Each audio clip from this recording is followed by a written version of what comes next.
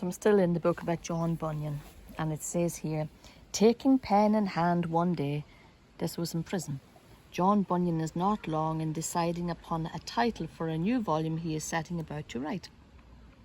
It is a story that he has been telling during these weary years of imprisonment, which God has so mercifully enabled him to endure. By grace ye are saved, meditates the tinker. Aye, and by grace are ye kept, he adds. So he writes a headline, Grace abounding to. John Bunyan? No, that's but a name. What am I? Myself. And the answer quickly comes, the chief of sinners. Wasn't that what Paul was called? He called himself the chief of sinners. I'm thinking about John, and I'm thinking, you know, he wrote almost 60 books in his lifetime. And Pilgrim's Progress was written while he was in prison. Like I said, he was there for about, 12 or 14 years.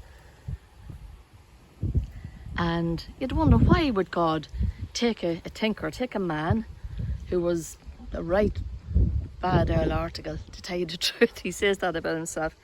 Why would God take somebody like that and save them and then put them into prison for years because he was preaching the word of God in the 1600s? But when you think of that man in prison writing loads of books and writing a book, that book there that I just mentioned, The Chief of Sinners, that was written for his congregation, for the people that God saved under his hand, under John Bunyan's hand.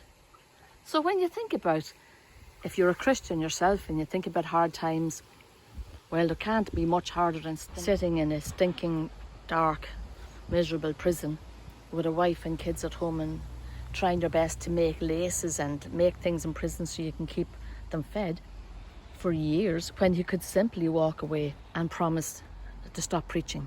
Almost like an open door. But God used him. He let him go to prison for his faith. He's hugely blessed now in heaven. But the books that he wrote are a great comfort to people. Do you know that book, Pilgrim's Progress, was printed and hasn't stopped being printed since the 1600s. And they've sold over 250 million copies. And next to the Bible is the most sold Christian book on the planet. So if you haven't read it, my gosh, read it. It'll do you good, you know. This is a new glamping site that I visited just a few days ago, and I thought, you know what, I'll share it with you. Could be a beautiful place to visit for a night or two. €150 per night, I think. Well, would you look at this glamping pod, is that what you call it?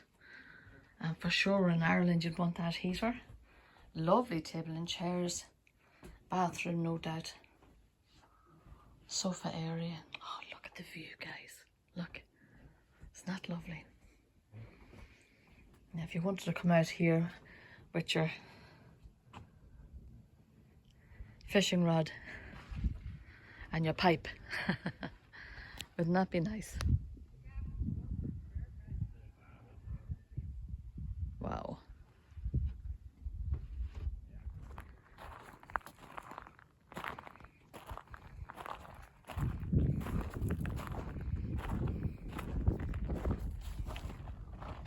I bet you there's great fishing here.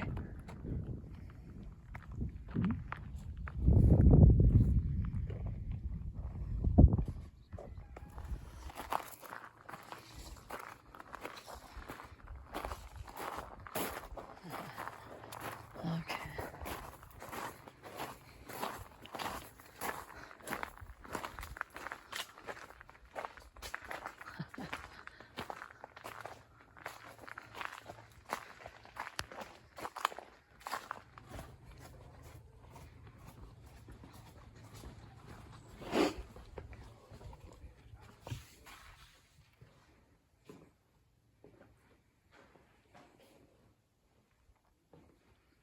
Well, whatever you lacked out in the pods, it certainly